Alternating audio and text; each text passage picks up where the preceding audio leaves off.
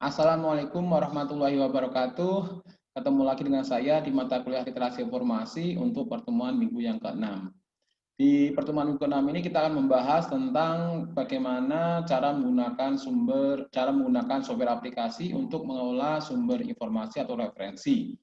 Untuk pertemuan yang kelima kemarin kita sudah membahas tentang penggunaan informasi, di mana informasi-informasi yang sudah kita kumpulkan, kemudian kita akan gunakan. Sebelumnya kita membuat catatan dulu. Ya, ada dua jenis catatan. Yang pertama adalah catatan isi, dan yang kedua adalah catatan bibliografi, atau digunakan nanti untuk membuat daftar pustaka atau yang kita citasi di dalam naskah yang kita buat. Baik, untuk pertemuan kali ini kita membahas bagaimana menggunakan software aplikasi untuk mengolah sumber informasi. Saya akan presentasikan slide yang sudah saya siapkan untuk bisa mempermudah dalam saya menjelaskan kepada kalian semuanya. Baik, penggunaan aplikasi, di mana ini software aplikasi untuk memanajemen informasi atau sumber informasi atau referensi. Ya.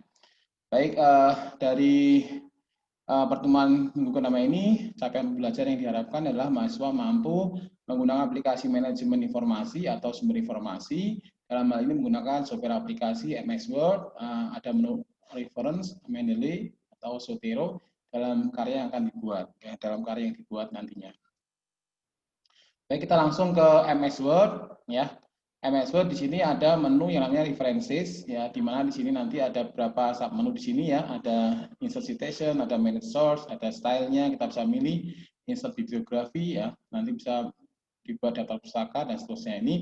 Ini adalah menu reference yang nanti kita pakai, gitu ya, yang pakai untuk mengolah sumber informasi atau referensi. Kemudian setelah itu ada pemilihan style, ya, pedoman penulisan atau stylenya, pedoman citasi, ya. Jadi ada apa, ada Chicago, ada Harvard Anglia, ada Ghost ini, ya, dan seterusnya ini. Kemudian ada ISO, ada MLA, SIS 02, Turabian, dan sebagainya. Ini adalah style-style yang ada di MS Word untuk penulisan citasi dalam naskah atau sumber referensi yang kita sudah inputkan untuk dipakai di naskah dengan nanti menggunakan stylenya. Stylenya ini bisa dipilih, bisa digunakan, ini bisa dieksperimenkan, ya, kalian bisa melakukan eksperimen untuk mencoba bagaimana style yang sudah kita bahas, ya, yang sudah saya sebutkan tadi, jika digunakan dalam naskah, ya, citasi atau kutipan dalam naskah. Kemudian ini untuk mengumpulkan sumber informasi atau referensi yang kita gunakan, kita bisa menambahkan dulu, ya, kita tambahkan dulu sebelum kita gunakan. Tentunya kita perlu menambahkan sumber informasi atau referensi yang kita pakai, gitu ya, dengan menambah new source. Ya, bisa nanti akan muncul kotak dialog seperti ini. Kemudian kita bisa memilih type of source, ya, ada jurnal artikel, proceeding, buku, dan sebagainya. Tinggal dipilih drop-down-nya ini. Kemudian kita tuliskan ini, ya. Nanti untuk software aplikasi yang bisa digunakan untuk mengelola sumber informasi ini akan kita praktekkan dan akan saya buat video tersendiri dan nanti bisa dilihat juga, ya. Ini untuk gambaran sekilas saja. Kemudian nanti type source-nya sesuai kebutuhan, ya. Kemudian jika source sudah ditambahkan bisa di manage, ya. Ini ada yang sudah dicentang, yang dicentang ini sudah dipakai, gitu ya, yang tanda tanya itu belum, ya. Jadi ini master list-nya nanti kita bisa pakai, pilih di sini, ya. Kemudian yang sudah dipakai atau yang belum nanti akan kelihatan di sini. Kemudian bisa mensitasi, ya, mengutip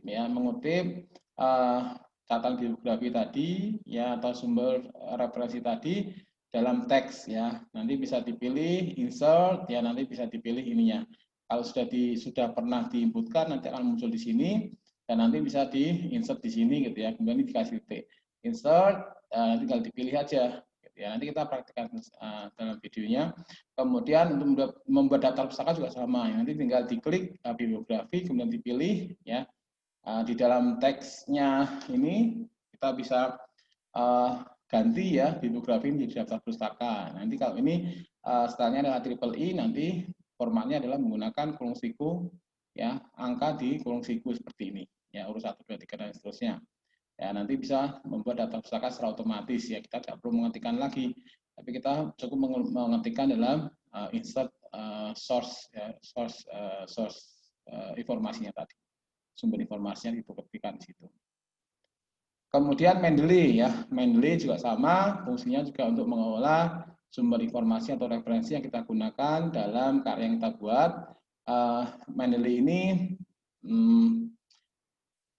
lebih lengkap ya, fasilitasnya. Kalau MS Word itu sangat simpel ya, karena tidak software sendiri ya, hanya sebuah menu dalam MS Word. Kalau yang di sini adalah software yang khusus memang untuk digunakan sebagai fasilitas atau membantu dalam mengelola sumber informasi atau referensi ya, dengan fitur yang sangat lengkap. Bisa dulu ya, kemudian diinstal ya, nanti ada registrasi juga ya. Setelah selesai menginstal nanti akan ada tampilan seperti ini ya, nanti kita praktekkan lagi di video tersendiri.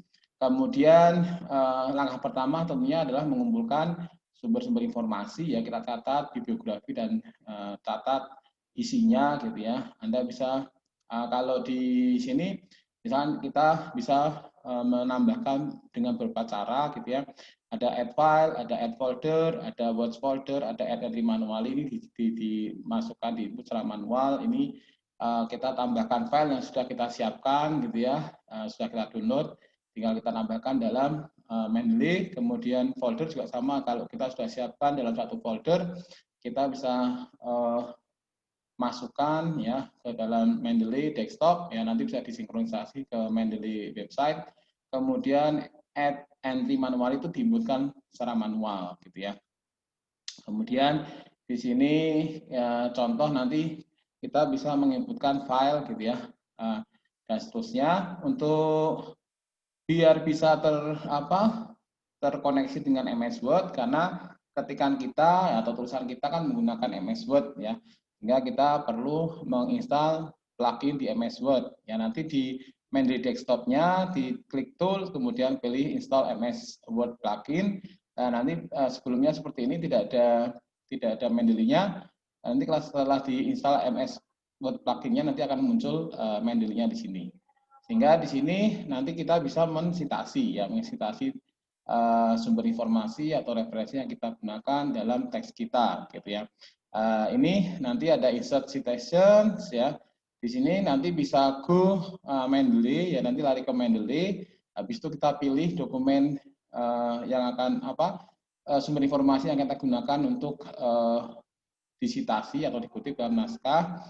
Kemudian di sini bisa memilih stylenya tadi ya, style atau pedoman atau gaya citasinya ya dalam sebuah naskah ya. Ini ada apa, ada Chicago ini ya, kemudian Aspire, Harvard, dan sebagainya. Nih more style, ada banyak sekali style yang ada di sini.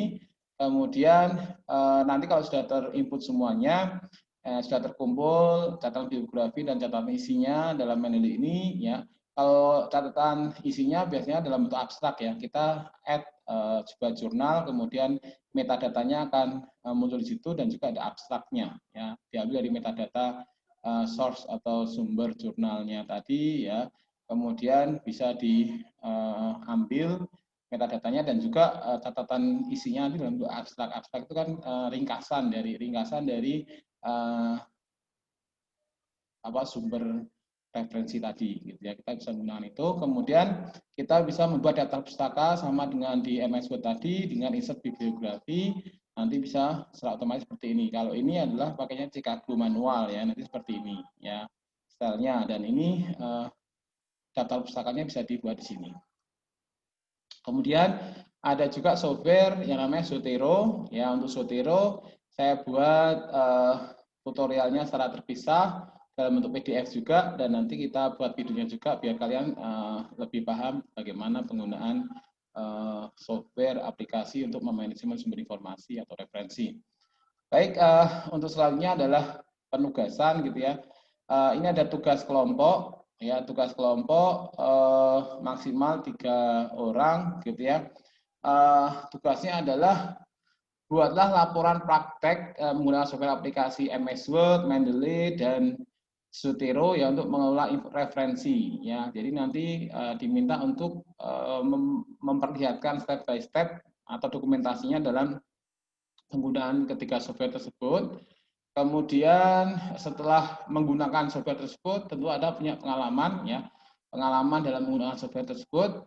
Kemudian mana yang Anda anggap paling nyaman untuk digunakan dan berikan alasannya dengan membuat perbandingannya. Jadi kalian diminta untuk mencoba semua software aplikasi manajemen referensi tadi, kemudian Anda menggunakannya dan bagaimana pengalaman Anda menggunakan software tersebut, kemudian silakan dibandingkan ya, mana yang lebih nyaman yang dibandingkan ketiganya, ya mana yang lebih nyaman buat kalian dengan membuat perbandingannya ya, perbandingannya. Kemudian silakan lihat kembali tugas pertama yang sudah pernah dikerjakan sebelumnya, yaitu mengumpulkan informasi, ya, dan di situ ada bibliografinya dan juga isinya sebenarnya sudah mempraktekkan bagaimana menggunakan informasi ya.